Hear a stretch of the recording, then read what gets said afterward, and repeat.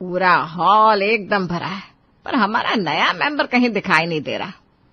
Mummy जी, आप सोना की बात कर रहे हैं ना? शिवानी बहू, 4 हफ्ते पहले उसके अलावा हमारे घर में कोई और नया मेंबर आया है क्या? ये हमारा फैमिली टाइम है, इतने दिन में छोटी बहू को समझ में नहीं आया। दादी, मैं उन्हें बुलाकर लाती हूँ। तो रुक, मैं जाती हूँ। घर के सभी सदस्य शाम को गप्पे मारते हुए चाय पी रहे थे, पर मासूम सोना बहू दिन, दोपहर और रात अपनी ही दुनिया में खोई रहती थी। सोना हॉल की बातों से बेखबर फुल एसी कर ब्लैंकेट में दुबकी पड़ी थी। सुरेखा वहां पहुंचती ही एसी बंद कर देती है। सोना, सोना। जी मम्मी जी, बताइए, क्या कोई काम था? बहू, मुझे घड़ी देखना नहीं आता, जरा देख कर बता कितने बजे है?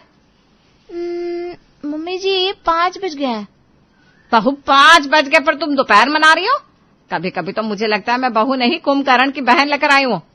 मम्मी जी सॉरी, मुझसे कोई काम था क्या? सोना बहू, तुम्हें पिछले संडे को बताया था ना कि हम सब शाम को एक साथ बैठकर चाय कॉफी पीते हैं, पूरा परिवार एक साथ बैठता है, लेकिन तुम गायब हो। तुरंत हॉल में आ जाओ। जी मम्मी जी। सोना आलस भरे चेहरा लेकर हॉल में आई। हॉल में हंसी गूंज रही थी, क्योंकि रविश जी रुद्र और सोना की शादी के फनी मोमेंट्स बता रहे थे। फिर क्या हुआ पापा? मैं तो घोड़ी पर था, मैंने तो कुछ देखा ही नहीं। अरे रुद्र बेटा, मौसा जी का पैंट नीचे और मौसा जी यार, फिर तो जैसे तैसे मैं लेकर आया। उन्होंने इतनी पी रखी थी कि खुद उनको होश ही नहीं था। तभी राघु काका हॉल में आते हैं। बता दीजिए किसके लिए चाय और किसके लिए कॉफी बननी है? मेरी और रविश जी के लिए कड़क चाय बना दीजिए, बाकी ये बच्चों से पूछ लो इन्हें क्या पीना है। एक एक करके सब अपनी पसंद बता देते हैं, पर सोना, उसको चाय कॉफी से ज्यादा सोना पसंद था। ख्याली दुनिया में खोई सोना कुछ नहीं बताती, और फिर कुछ देर में सभी की चाय कॉफी आ जाती है, पर एक कप कम। सुना, सब लोग चाय और कॉफी पी रहे हैं, और तुम्हारा कप कहाँ है? भाभी, वो काका शायद भूल गए होंगे, उन्होंने मुझे कॉफी दी ही नहीं। काका नहीं भूल गए, बल्कि तुमने राघु काका से चाय और कॉफी के लिए बोला ही नहीं, इसलिए तुम खाली बैठी हो। ओह, ऐसा ही होगा, मैं भी उन्हें बोल देती हूँ। सोना, अभी तो नहीं कह सकती, क्योंकि वो भी चाय पी रहे होंगे ना, तुम खुद जाकर बना लो। हाँ सोना बहू, शिवानी से ही कह रही है, हम अपने हाउस हेल्पर को परिवार की तरह ही मानते हैं। 1 कप चाय कॉफी की तो बात है, जाओ खुद बना लो। ठीक है। सोना, चाय कॉफी तो तब बना लेना जब उसे पता हो दूध, चीनी, कॉफी पाउडर कहाँ रखा है। फिर क्या, किचन में तबाही आ गई, कांच की बर्नियां एक दूसरे से टकराई। ओह थैंक गॉड, कॉफी बनाने का सारा सामान मिल गया। अब इस इलेक्ट्रॉनिक केटल में डालकर बना लेती हूँ। जब तक कॉफी बन रही है तब तक फोन चला लेती हूँ, वरना खड़ी खड़ी बोर हो जाऊंगी। कर कर कर कर कर 1 मिनट के अंदर ही केतली से कॉफी का तूफान आया। लेकिन सोना एक कोने में खड़ी रील देखने में इतनी मस्त थी कि उसे उस तूफान से कोई मतलब नहीं था। मम्मी जी, मुझे लग रहा है किचन में किसी चीज के जलने की महक आ रही है। अरे जल्दी देख कर आ, तेरी बावरी देवरानी किचन में क्या कांड कर रही है। 1 मिनट मम्मी जी। शिवानी किचन में घुसते ही आंखें फाड़ने लगी। सोना रील देख देख कर हंस रही थी, दूसरी तरफ केतली से निकलकर कॉफी पूरे किचन में डांस कर रही थी। मम्मी जी देखिए, किचन में कॉफी की नदियां बह रही है। क्या हुआ भाभी जी, अब इतना चीख क्यों रही है? पीछे देखो, फिर तुम हंसने की जगह रोने लगोगी। सोना पीछे मुड़कर देखती है तो केतली में चाय उफन कर फर्श पर आ रही थी, और सामने किचन के दरवाजे पर पूरा खानदान खड़ा था। हे भगवान, सोना तुम्हारा ध्यान कहाँ है? क्या हालत कर दी तुमने किचन की। 1 कप कॉफी बनाने में इसने तो तबाही मचा दी। सॉरी मम्मी जी, वो मैं फोन देखने लगी थी। अरे बहू, बगल में रखा कॉफी मेकर छोड़कर तुमने केटल में कॉफी क्यों बनाई? पापा जी, सीधी सी बात है, हॉस्टल में लड़कियां केटल में कॉफी बनाती है। देवरानी जी की वो आदत अभी तक गई नहीं होगी। सोना वहां से जाने लगती है। 1 मिनट बहू, कहाँ चल दी? वैसे तो सपना झाड़ू पोछा करने आती है, लेकिन अब वो तो कल सुबह करने आएगी, इसलिए किचन में जो भांग फैलाई है तुम्हें ही साफ करनी पड़ेगी। जी मम्मी जी। मेरी किस्मत तो देखो, कॉफी की शॉट लगाने आई थी और अब पोछा किस रही हूँ। इससे तो अच्छा सासू माँ मुझे जगाती नहीं तो ना ये कांड होता। पर ये तो शुरुआत थी। सोना का लापरवाही भरा आतंक जारी रहता है। एक दिन सुरेखा की दोस्त रिंकी उससे मिलने आती है। सोना अपनी दुनिया में मस्त साड़ी पर प्रेस कर रही थी। देवरानी जी, बाहर आइए। जी बताइए। बताना क्या, बाहर रिंकी आंटी आपके दर्शन के लिए बैठी है। मेरे दर्शन? मतलब मैं कोई देवी हूँ? अरे यार, तुम्हारे मुंह दिखाई करने आई है। लेकिन 1 मिनट, ये कपड़ा जलने की महक कहाँ से आ रही है? ओह नो, मेरी मेरी नई साड़ी जल गई। देवरानी जी संभल कर, वरना साड़ी के साथ आपका हाथ भी जाएगा। पहले बाहर आ जाओ, वरना सासू माँ रूम के अंदर आ गई तो साड़ी देखकर तुम्हें बिल्कुल बाहर कर देंगी। जी भाभी, मैं चलती हूँ। रिंकी सोना को ऊपर से नीचे तक देखती है। सुरेखा, तेरी बहू देखने में तो गुलाब सी है, पर इस गुलदस्ते में खुशबू है कि नहीं?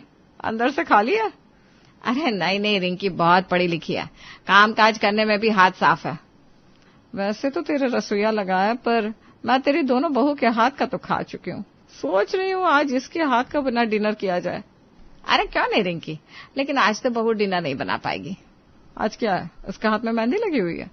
रिंकी, आज सिलेंडर खत्म हो गया है और खाना लकड़ी जलाकर बनेगा, और ये गुलाब सी बहू कहाँ चूल्हे और अंगीठी के सामने झुलसेगी। हाँ सुरेखा, ये बात तो सही कह रही है। आजकल की बहुएं चूल्हे पर खाना बनाने को जुल्म समझती है, और हम तो अपनी बहुओं पर ऐसे जुल्म करते नहीं। जा सोना बहू, अब तो अपने रूम में आराम कर ले। हाँ, ऐसा कैसे? सोना बहू खाना बनाकर नहीं खिला सकती, लेकिन 2 कप कॉफी तो बना ही सकती है। अरे रिंकी, तेरा नसीब ही खराब है।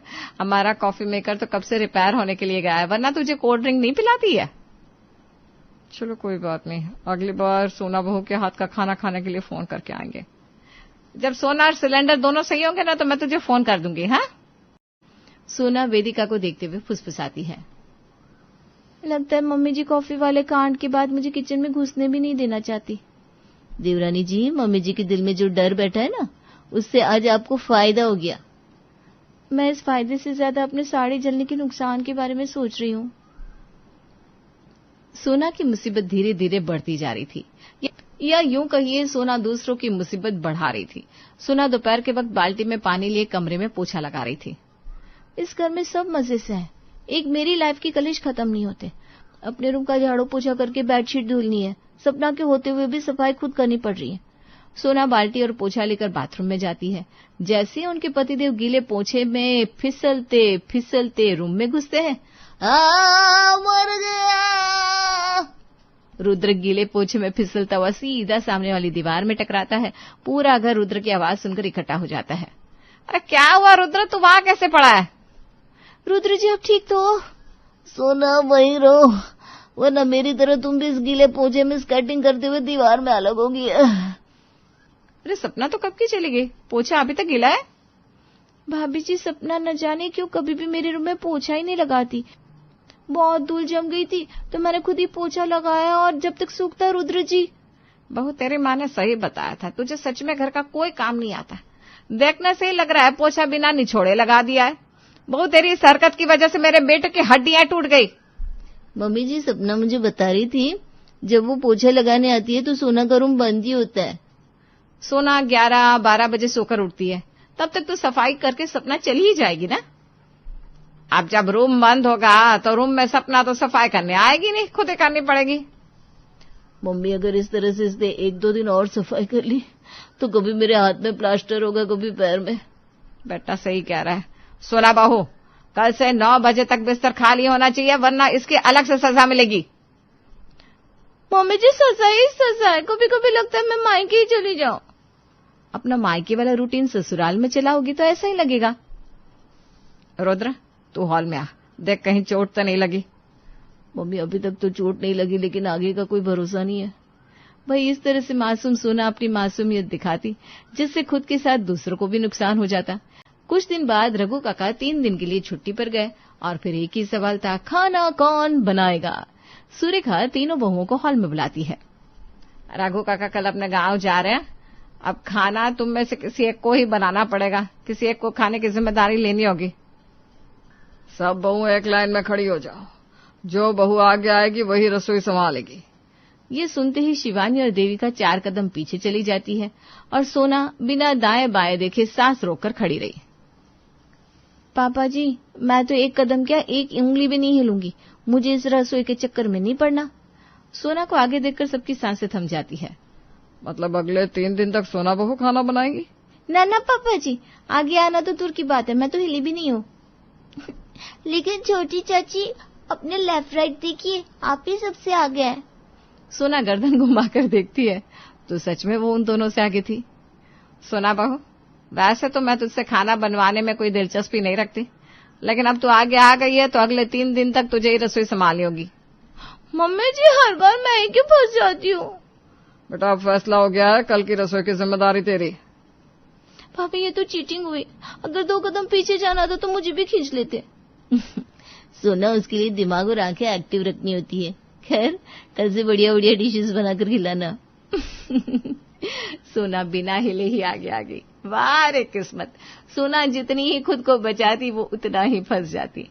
अब क्या सोना की सुबह किचन से शुरू हुई, उसे तो ये भी नहीं पता किचन की शुरुआत चाय से होती है। सोना धरा के लिए ड्राई फ्रूट वाला दूध बना दे। 1 मिनट, लेकिन तुम इतने सुबह सुबह क्या कर रही हो यहाँ? भाभी मुझे आटा लगाना सबसे बेकार लगता है, तो मैं सबसे पहले आटा लगा रही हूँ, उसके बाद सब्जी बनाऊंगी। बिना नहाए आटा?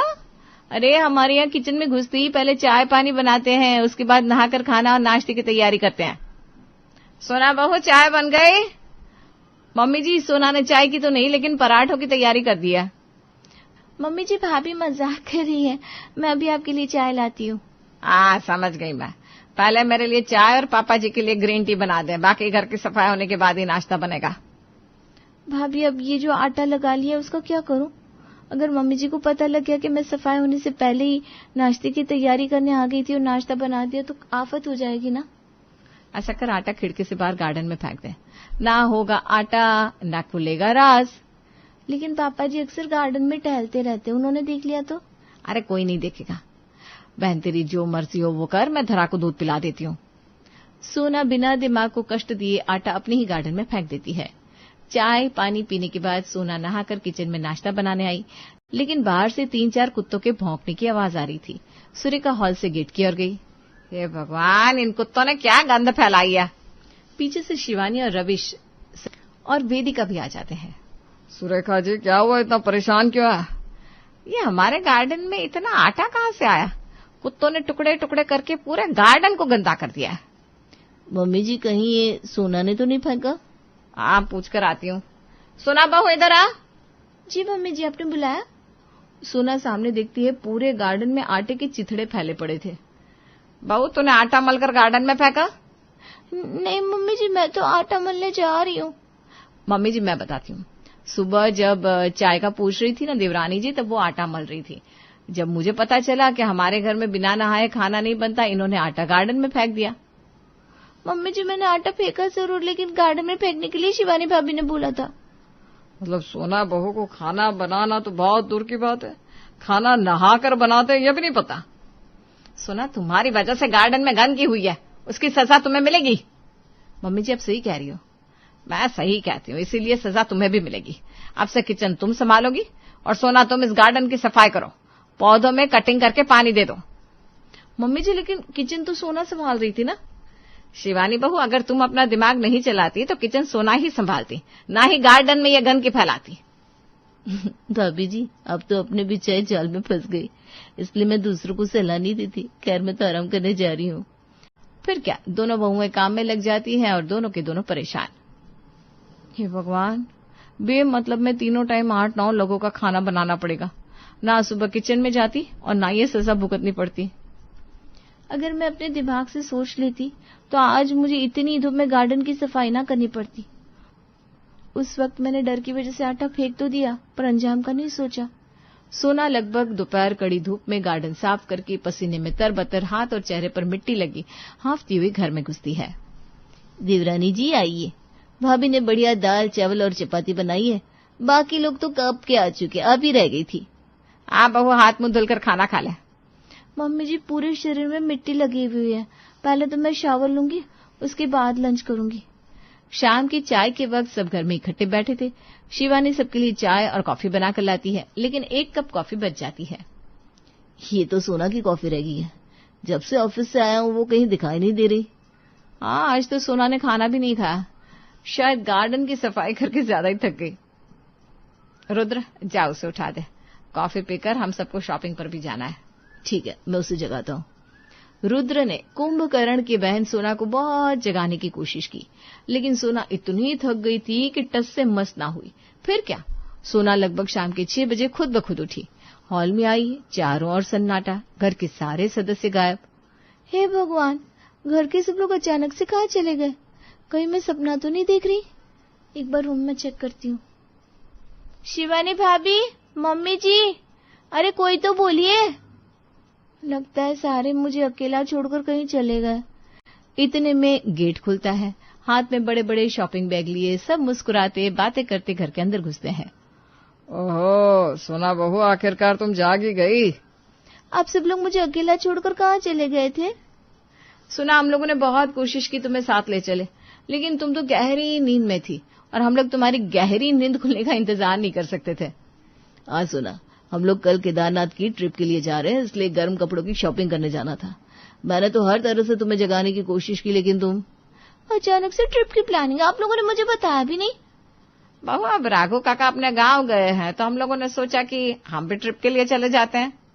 हाँ सुना, तुम्हारे सोने की वजह से तुम्हारे हाथ से केदारनाथ की ट्रिप भी निकल गई। भाभी अब सही कह रही हो, मेरी शॉपिंग नहीं हो पाई तो मैं ट्रिप पर कैसे जा सकती हूँ? आप लोग केदारनाथ जाओ, मैं मायके चली जाती हूँ। अरे बहू, तुझे मायके जाने की कोई जरूरत नहीं है। रुद्र और तेरी जेठानियों ने मिलकर तेरे लिए बढ़िया गर्म कपड़े खरीद लिया है। सुना, तुम्हारी शादी के बाद हम लोग पहली बार किसी ट्रिप पर जा रहे हैं। अब तुम्हें छोड़कर तो नहीं जा सकते। जेठानी जी, आप मुझे छोड़कर नहीं जा सकती।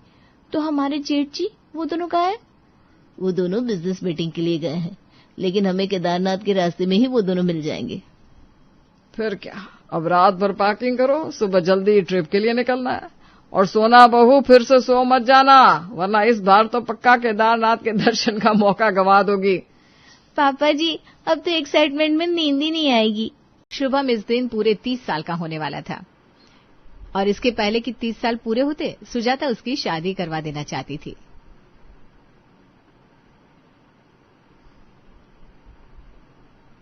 अब तुम कोई ना नुकुर मत करना, जो लड़की रहेगी जैसी रहेगी हाँ कर देंगे। अजीब बात करती हो, मैंने कब ना नुकुर की?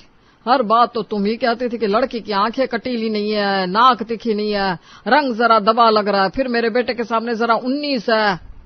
अरे वो कंजे आंखों वाली है, शातिर होती है, इसलिए मना कर दिया था। ये लो भाई, एक और। पिछले 3 साल से यही तो कर रहे हैं हम। यहाँ लोगों की 2 महीने में शादियां हो जाती है, पर तुमने अपने बेटे को पूरे 30 का कर दिया। ये गलत कह दिया आपने, और ये किसी के सामने मत कह दीजिएगा। अभी हमारा बेटा 29 साल 11 महीने और 30 दिन का है, अभी 1 दिन हाथ में बाकी है, और ऑफिशियली डॉक्यूमेंट में मैंने उसकी उम्र 2 साल कम डाल रखी है। तो माई सन इज स्टिल वेरी यंग। लड़की वाले अगर सामने से कंफर्म भी करना चाहे तो आप 27 याद रखिएगा, 27 से 1 दिन ऊपर नहीं कहना है। मानना पड़ेगा मम्मी, लड़की से तो उसके रियल डेट ऑफ बर्थ मंगाती हो, हॉस्पिटल के पेपर तक ले लेती हो, और बेटे की एज छुपा लेनी है। अगर उन लोगों ने सामने से मेरी बर्थ सर्टिफिकेट मांगी तो? अरे वो लोग मेरी तरह कुंडली में नहीं मानते। जब जन्म पत्र मिलानी नहीं है तो सही टाइम जानकर करेंगे क्या? भगवान ने चाहा तो आज तेरा रिश्ता हो ही जाएगा बेटा। और 3 घंटे के सफर के बाद सुजाता पहुंचती है वृंदा के घर। खाना बनाना मुझे नहीं आता आंटी जी, और सच कहूँ तो ये कपड़े मतलब मम्मी ने ये बोल रखे थे तो मैंने ये भारी सी साड़ी पहन ली, वरना ऐसे कपड़ों को तो मैं अपने वार्डरोब में कहीं दूर दूर तक भी ना रखूं। ऐसे नहीं बोलते बेटा, चुप हो जा। अरे बहन जी, आप क्यों चुप करवा रही हैं? बोलने दीजिए उसे अपने मन की बात। बोलो बेटा। वही तो, अभी तक मैं चुप बैठी थी मम्मी। आंटी जी ने अपनी कसम देकर कहा जो मन में हो बोलो, तो मुझे बोलने दो प्लीज। मैं नहीं चाहती कि आंटी जी को कुछ हो जाए। तो शादी से तो कोई प्रॉब्लम नहीं है ना आंटी जी, पर बंदिशों से है। आप मुझे जबरदस्ती अपने हिसाब से कपड़े पहनने पर तो जोर जबरदस्ती नहीं करेंगे ना? मतलब मैं कॉम्प्रोमाइज करने के लिए तैयार हूँ, पर पिंजरे में कैद होने के लिए नहीं। और ये खाने वाने में मेरा जरा सा भी योगदान नहीं रहेगा। हाँ, योगदान ये है कि मैं बताऊंगी कि किसमें नमक कम है, किसमें ज्यादा है। वृंदा ने तो मेरा दिल ही जीत लिया बहन जी। यह होती है सच्ची लड़की। आज के जमाने में तो लड़कियां इतनी शातिर हो गई है, मन में कुछ और, बाहर कुछ और, पति के सामने कुछ और, सास के सामने कुछ और। पर आपकी बच्ची तो खुली किताब है। और जहां रही खाना बनाना ना आने की बात, तो हमारी बेटियों को भी खाना बनाना नहीं आता था। ससुराल गई तो धीरे धीरे सीखी गई। कोई जोर जबरदस्ती थोड़ी ना है। अभी तो मैं हूं ही, हमारी तरफ से रिश्ता पक्का है। सुजाता ने तो इस रिश्ते को पक्का करने की ठान ही ली थी। कुंडली में 32 गुण जो मिले थे और शुभम को 30वां लगने के पहले उसे शुभम का रिश्ता भी पक्का करना था। इसी बात पर शुभम और वृंदा की सगाई हो जाती है और 15 दिन के अंदर बहू बनकर वृंदा सुजाता के घर आ जाती है। 1 हफ्ते बाद अब तो हफ्ता भर हो गया बहू, हाथ की मेहंदी भी उतर गई। तो मैं सोच रही थी पहली रसोई की रस्म कर लेते हैं। तो मीठे में क्या बनाना जानती हो तुम? मीठे में मुझे दूध में चीनी और चावल डालकर खीर बनाना आता है, वो बना लूंगी। नहीं तो फिर फ्रूट चाट बना लेती हूँ। मतलब तुम्हें कुछ भी नहीं आता? मुझे लगा कुछ नहीं आता, मतलब कुछ तो आता ही होगा। खैर चलो मेरे साथ रसोई में, मैं आटे का हलवा बनाना सिखाती हूँ तुम्हें। सुजाता वृंदा को लेकर रसोई में जाती है। अभी तुम्हें आटे को सेकना है तब तक जब तक वो हल्का भूरा ना होने लगे। जैसे ही आटा हल्का सुनहरा होने लगेगा उसकी खुशबू हल्की हल्की हवा में फैलने लगेगी।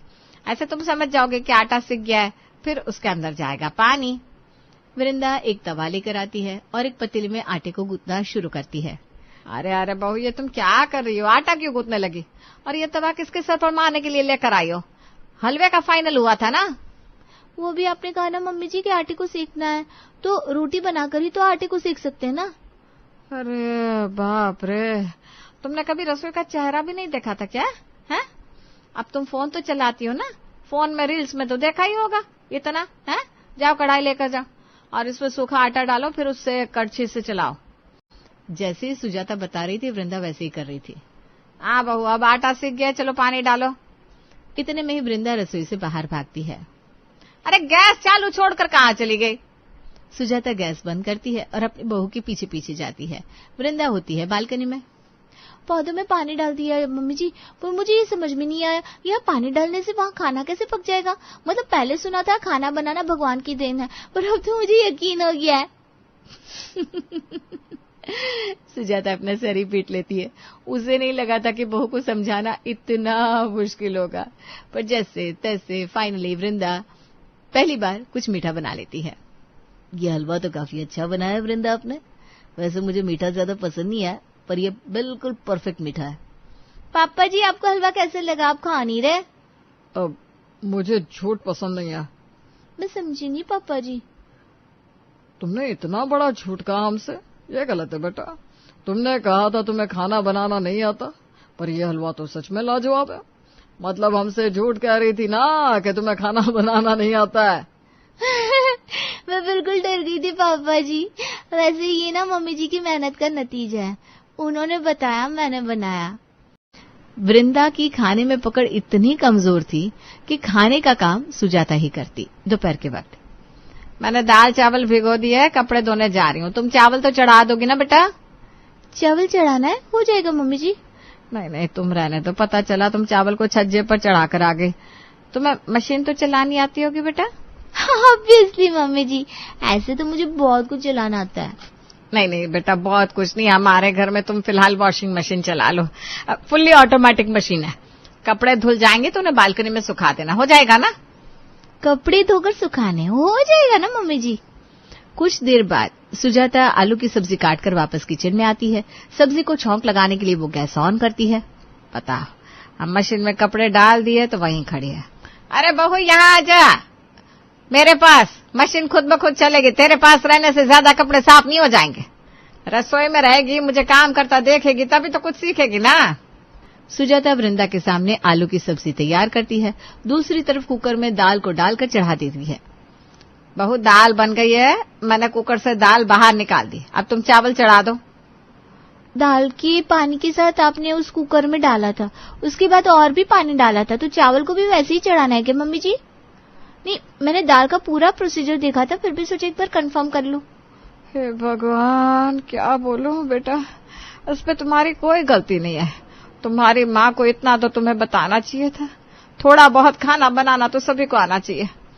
वैसे जैसे तुम कह रही हो ना, वैसे खिचड़ी बनती है। तुम्हें चावल चढ़ाने भी नहीं आते। चलो वो भी मैं करके दिखाती हूँ। कुकर खोलने से लेकर बंद करने तक सारी ट्रेनिंग वृंदा को मिल रही थी। इसी तरह धीरे धीरे उसके ससुराल में दिन बीत रहे थे।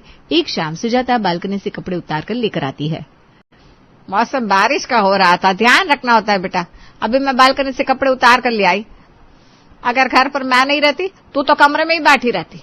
ऐसे ना कपड़े भीग जाते सारे, सारी मेहनत बर्बाद हो जाती। फिर वापस से कपड़ों को ड्रायर में डालो, और इस केस में तो तुम्हें दोबारा कपड़े धोने भी पड़ते हैं, क्योंकि तुमने कपड़ों को टांगने के बाद उन्हें क्लिप नहीं किया था। हवा के झोंके से कपड़े उड़ भी जाते हैं। घर की गृहिणी को हर तरफ ध्यान रखना पड़ता है। सॉरी मम्मी जी, पता नहीं क्या हो गया है, इतनी भी बुरी नहीं हूँ मैं काम में, पर अब से ध्यान रखूंगी, आई प्रॉमिस। अपनी सास का मूड अच्छा करने के लिए वृंदा किचन में जाती है और चाय बनाने की तैयारी करती है। बहुत टेंशन दे देती हूँ मैं मम्मी जी को, गर्मा गर्म चाय पिलाऊंगी ना जब, तो उनका सिर दर्द अभी शांत हो जाएगा और गुस्सा भी छूमंतर। वृंदा 1 कप चाय बनाकर अपनी सास के लिए लेकर आती है। आपकी नॉट सो गुड बहू ने आपके लिए चाय बनाई है मम्मी जी। वाह बेटा, सच कहूँ अभी मेरा मन चाय पीने का ही कर रहा था। सुजाता जैसे ही चाय का पहला घूंट लेती है, चाय को थूक देती है। शक्कर और नमक में भी फर्क समझ में नहीं आया तुम्हें अभी तक बहू? ये चाय नमकीन है बहुत ज्यादा। सोचा था बहू आएगी तो जरा आराम मिलेगा मुझे, पर यहाँ तो बहू का खाना भी मुझे ही बनाना पड़ रहा है। ऊपर से बहू को ट्रेनिंग देनी पड़ रही है स्वालक, और उसमें तुम ये नमकीन चाय बनाकर ले आ रही हो। सारी ट्रायल मुझ पर ही करोगी क्या बहू? अब तो मेरे पैर भी जवाब दे गए। पैरों में जरा बाम लगा लेती हूँ, तब तक तो कपड़े तय कर दे, वरना फिर यह भी मुझे ही करना पड़ेगा। कोई काम ढंग से नहीं कर पा रही हूँ, मम्मी जी को लगता होगा मुझे कुछ नहीं आता, पर ऐसा नहीं होगा। अब मैं कपड़े इतने अच्छे से समेट कर रखूंगी, वो मुझसे खुश हो जाएंगी। वृंदा आयरन निकालती है और एक एक करके कपड़ों को इस्त्री करना शुरू कर देती है। ये घर के कपड़े है बहू, क्या कर रही है तू? प्लीज मम्मी जी, मुझे पता है मैं क्या कर रही हूँ। पूरा 1.5 घंटा लगाकर वृंदा सारे कपड़ों को इस्त्री करती है और उन्हें अच्छे से समेट के रख देती है। लगता ही नहीं कि बहू घर संभालना सीख पाएगी। फिर क्या काम दिया जाए बहू को? कुछ दिनों बाद, शादी के पहले तू खाना नहीं बनाती थी बेटा, तो कुछ तो करती होगी, वरना दिन भर घर पर मन कैसे लगे किसी का? तुझे अगर डांस पसंद है तो वो क्लास ज्वाइन कर ले, नहीं तो सिखाना शुरू कर दे, नहीं तो ऑफिस ज्वाइन करेगी तो इंटरव्यू दे दे एक आध जगह। बिल्कुल नहीं मम्मी जी, मुझे घर ही संभालना है। मैं हमेशा से घर संभालना चाहती थी और इसीलिए तो मैंने शादी की है। तो पकड़िए करछी और सब्जी संभाल, तब तक मैं कमरे से आ रही हूँ। सुजाता रसोई से निकलती है कि अचानक उसके पेट में दर्द उठ जाता है। सुजाता दर्द के मारे पसीने से भीग चुकी थी। वृंदा भागती हुई रसोई से बाहर आती है। ओएमजी मम्मी जी, आप ठीक तो हो? लगता है गैस का दर्द आ गया, तू जरा नमक अजवाइन लाकर दे दे मुझे, 10 मिनट में दर्द बैठ जाएगा। मैं आपको कुछ लाकर नहीं दे रही हूँ मम्मी जी। वृंदा अपनी सास को अपने कंधे का सहारा देती है और उसे अपने घर के बाहर लाकर बिठा देती है। इमरजेंसी में घर पर एक गाड़ी तो रखनी चाहिए। वृंदा फौरन भागकर पड़ोसी के घर जाती है और उनकी कार की चाबी ले आती है। ऐसे छोटे छोटे दर्द ना बहुत घाव कर देते हैं मम्मी जी, आप आराम से बैठिए, हम सीधा हॉस्पिटल जा रहे हैं। एक बार सारे टेस्ट हो जाएंगे तो समझ में आ जाएगा ये गैस है, और गैस है भी तो क्यों है, और नहीं है तो फिर क्या है। वृंदा ट्रैफिक से भरे रास्ते से ऐसे कार निकाल रही थी मानो स्टीयरिंग व्हील पर उसके हाथ जमे हुए हो। वृंदा फटाफट अपनी सास को डॉक्टर के पास ले जाती है और उसका इलाज करवाती है। ये खबर जैसे ही मनमोहन और शुभम के पास पहुंचती है तो वो दोनों भी अस्पताल पहुंच जाते हैं। डॉक्टर साहब, मेरी मम्मी ठीक तो है ना? ठीक नहीं, बहुत ठीक है। अब जिसकी बहू ही इतनी स्मार्ट हो वो ठीक तो होगी ही ना। आपकी मम्मी तो ऑपरेशन करवाने के लिए तैयार भी नहीं थी, डर रही थी कि उनके पेट में स्टोन था, इसलिए उन्हें बार बार दर्द होता था। वो तो समय पर आपकी वाइफ उन्हें हॉस्पिटल ले आई और टेस्ट में सारी बातें पता चल गई, और अब एक छोटे से ऑपरेशन में आपकी माँ के पेट से हमने स्टोन निकाल भी दिया, तो she is absolutely fine. Stone जिस जगह पर अटका हुआ था, अगर देर हो जाती तो प्रॉब्लम हो सकती थी। मुझे लगा था तुझे चावल चढ़ाना नहीं आता, कपड़े तय करने नहीं आते, पर तुझे अपनी सास को बचाना जरूर आता है बहू। आज जब मेरे पति और बेटा घर पर नहीं था तो तूने मुझे बचा लिया। जो तू कर सकती है वो तो कोई नहीं कर सकता। मेरी शादी हो रही है माँ, मैं तो आपसे दूर हो जाऊंगी कैसे रहूंगी दूर माँ? तू दुखी हो रही है या खुश हो रही है? दूर जाने की खुशी है या गम पता ही नहीं चलता। फिर बोले तुम मेरी बेटी को?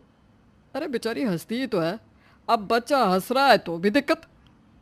अरे बच्चा क्यों हंस रहा है, कहाँ हंस रहा है, ये भी तो देख लिया करो। बस बच्चे की हंसी में कुर्बान हो रहे हो। अब माँ तो सारा दिन बेटी के साथ रहती है। अब वो जानती है कि बेटी के हंसने का कारण क्या होता है, कब होता है और क्यों क्यों होता है। फिर वो दिन भी आ जाता है जब बेटी हंसों की विदाई हो रही थी। माँ रो रही थी, सास समझा रही थी, लेकिन बेटी चिंता ना करें बहन जी, आपकी बेटी हमारी बेटी जैसी ही है। हम पूरा ख्याल रखेंगे, रोइए मत समधन जी। माँ आप ना अपना ख्याल रखना। और मेरी याद आए ना तो ऐसे ही रो लेना माँ, जैसे मैं रो रही हूँ। अरे बेटा, माँ रो रही है, तू हंस रही है। माँ ना मेरा बेटा लाखों में एक है, लेकिन माँ से बिछड़ने का दर्द थोड़ा तो होना ही चाहिए ना। वो रो रही है बहन जी, बस थोड़ी अदा अलग है उसकी। वो तो ठीक है भाई साहब, लेकिन क्या बहू ऐसे ही हंसते हुए रोती है? बस समझ लीजिए कि आप लोगों के घर से आज से रोना धोना खत्म। मेरी बेटी हमेशा हंसेगी, दुख में भी और सुख में भी। और जहाँ बहू बेटी हंसती है वो घर स्वर्ग बनना तो तय है। हाँ जी, और घर वाले स्वर्गवासी। चलो अब तो हो लिया ब्याह, कोई कुछ नहीं कर सकता। तो हमारी हंसा बहू आ जाती है ससुराल, मायके से यहाँ आने के बाद। बहू, ओ बहू, वो कल घर में सब मोहल्ला तुझे देखने आएगा तो तैयार रहना। जी माँ जी, अब तो शगन में पैसे भी मिलेंगे। क्यों? जरूर जरूर, मैं तो तैयार हो जाऊंगी पक्का। तो शगुन के लिए अगले दिन बहू टिप टॉप से तैयार हो जाती है। तो आ जाती है आसपास की सारी बुढ़िया बहू के दर्शन करने के लिए। वही बहू, एक से बढ़कर एक बुढ़िया की रेंज है माँ जी आप लोगों के मोहल्ले में। कोई हम लोगों की उम्र का नहीं है क्या? कैसी बात कर रही है बहू, बड़े बुजुर्गों के लिए ऐसा नहीं कहते। अरे क्या बात हो रही है सास बहू के बीच में? नहीं आंटी जी, कुछ नहीं। आंटी क्या होता है? चाची बोलो चाची बेटा, तेरा पति भी यही बोलता है। वैसे तेरे पति को ना कमर में चढ़ाकर मेला दिखाने ले जाती थी मैं, लेकिन बहू एक बार गिर पड़ी थी बहुत जोर से, तब से कमर हिल गई। बहू बुढ़िया की बात सुनकर जोर जोर से हंसने लगती है। कब कैसे कहाँ गिर पड़ी, अब बोलिए तो। है, बड़ी बेशर्म बहू है। अरे मैं गिर पड़ी, इस बात पर ये हंस रही है। नहीं नहीं चाची, मैं तो दुखी हूँ। अब कैसे जताऊँ दुख। सास को पता होता है बहू की आदत के बारे में, लेकिन पास की चाची को कौन समझाए। मैंने तो सोचा था बहू की मुंह दिखाई में 15,000 दूंगी, लेकिन अब तो 500 देने का भी मन नहीं हो रहा। बहू के हंसने की आदत से तो नुकसान ही नुकसान हो रहा है। सभी चले जाते हैं। माँ जी मैं तो चली खाना बनाने, फिर बर्तन कपड़ा झाड़ू। बहुत काम है माँ जी। चलो, ये तो है कि घर का काम खुशी खुशी करती है, मुंह नहीं बनाती। ठीक है बहू, जा जाकर काम कर। माँ जी मैं ना बहुत थक जाती हूँ। थोड़ा तो मदद कर लिया करो। अच्छा, तो ये वो वाली हंसी है। बहू देख, मुझे ही काम करना होता तो मैं तुझे क्यों घर लाती। सास भी बहू की तरह हंसकर आगे निकल जाती है। फिर एक रोज, माँ जी क्या बात है, आप काफी दुखी लग रही हैं। क्या हो गया? बहू मैं दुखी हूँ और तू हंस रही है। खैर तुझसे क्या गिला करना, तेरी तो आदत ही है। हाँ बहू, दुखी तो हूँ मैं। वही तो मैं सोच रही थी, 4 दिनों से आप घर से बाहर भी नहीं निकली है, क्या हो गया माँ जी? वो सक्सेना जी है ना, उनकी बीवी का स्वर्गवास हो गया है। कौन सक्सेना जी माँ जी? वही आपके पार्क वाले दोस्त जिनके साथ आप वॉक करती थी? हाँ बहू, अब वो नहीं आ रहे तो मेरा भी दिल नहीं करता पार्क जाने का। सोच रही हूँ तेरे साथ जाकर उनके घर में अफसोस कराऊं। हाँ माँ जी, वाह वाह, क्या बात कही है। चलिए चलिए चलते हैं। तभी आ जाते हैं ससुर। कौन सक्सेना? तो ये करना चाहती हो तुम पार्क में? शादी मेरे साथ की और वॉक सक्सेना के साथ? अरे सक्सेना नहीं आ रहा पार्क तो तुम भी नहीं जा रही? वाह जी वाह। बहू जरा पूछ, तेरी सास से शर्म वर्म आती है कि नहीं? माँ जी वो ससुर जी पूछ रहे हैं कि हाँ हाँ, ज्यादा पुलिस कमिश्नर बनने की जरूरत नहीं है, समझी? क्या है जी, आप भी इस पगलिया की बात में आ रहे हैं? अरे भाई जैसे हैं वो, अब बीवी नहीं रही तो दुख तो होगा ना हर किसी को। भाभी थी वो मेरी भी, भले ही मुंह बोली ही क्यों ना हो। ससुर सास की बात को समझ जाते हैं, लेकिन बहू के साथ अफसोस करने जाना सास को कितना महंगा पड़ जाता है, ये भी देखिए। अरे सक्सेना जी, बड़ा दुख हुआ। क्या हो गया था भाभी जी को? अब क्या बताऊं पुष्पा बहन, उम्र का तकाजा है, जाना लिखा था तो साथ छोड़ गई। सास सक्सेना को रोता देखकर उसकी पीठ पर हाथ रख देती है। अरे भैया शांत हो जाइए, शांत हो जाइए।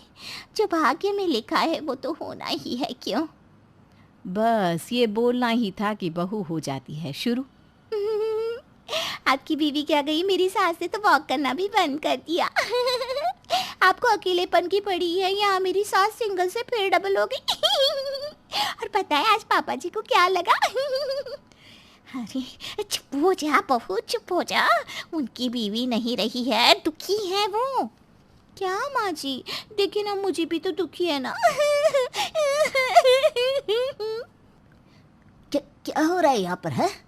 बहन जी, तुम अपनी बहू को लेकर निकलो यहाँ से। ये ना हो कि मुझे तुम्हें यहाँ से धक्के देकर निकालना पड़े।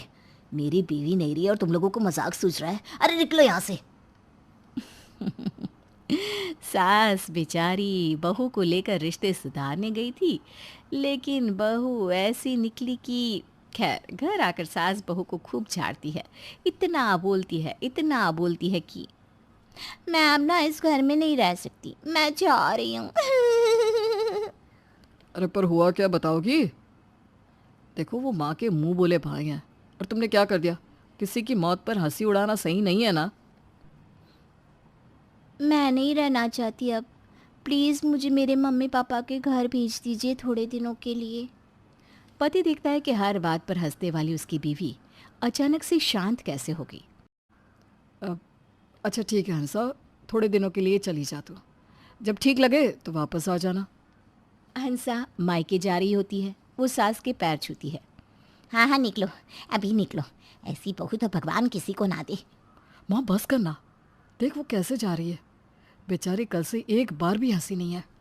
अरे ना हंसी, मैं तो कहती हूँ जीवन भर रोए ये, निकाल इसे घर से बाहर। बहू बाहर चली जाती है, मायके की बस पकड़ती है, अकेले ही मायके भी पहुंच जाती है। देखकर माँ कहती है, मेरी बेटी आई है। अरे बेटा दामाद जी कहाँ है? बेटी कुछ नहीं बोलती, वो सीधे अपने कमरे में चली जाती है। अरे मैंने तो हंसती खेलती बेटी भेजी थी, ये क्या कर दिया इन लोगों ने? देखो लग गई ना नजर मेरी बेटी को। बेटी खाने के टेबल पर आती है, खाना खाती है और सीधा रूम में। बात करिए जी दामाद जी से। बच्चों से बात क्या करना, सीधे इसकी सास को ही फ़ोन करता हूँ। नहीं नहीं आज नहीं, 2-4 दिन बाद करना, तब तक हम भी सोच लेते हैं। उधर ससुराल में पति भी शांत हो जाता है, वो भी घर में शांति से खाता पीता और किसी से बात किए बिना अपने कमरे में चला जाता। कैसा सा घर हो गया है बहू के जाने के बाद, जैसे मनहूसियत ही फैल गई है। भगवान, बहू के बिना घर कैसा लग रहा है, बहुत याद आती है बहू की। 2-4 दिन बाद सास बहू को लेने उसके मायके पहुंच जाती है। बहू सास को देखकर उनके गले लग जाती है। माँ जी मुझे माफ़ कर दीजिए, मैं कभी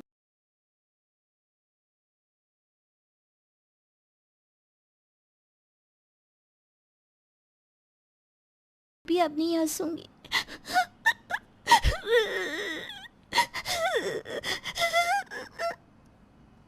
ना ना ना मेरी बेटी, तू तो हंसती ही अच्छी लगती है।